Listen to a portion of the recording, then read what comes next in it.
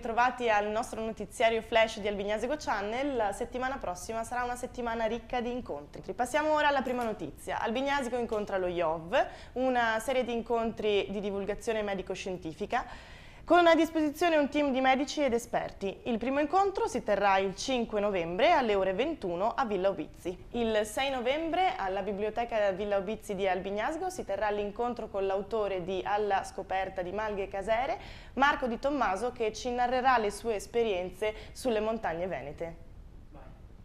Alla sede di Informa Giovani di Albignasego si terrà Fit to Work, un laboratorio interattivo per preparare i giovani al mondo del lavoro. Ci saranno 3 appuntamenti gratuiti, 8, 15 e 22 novembre.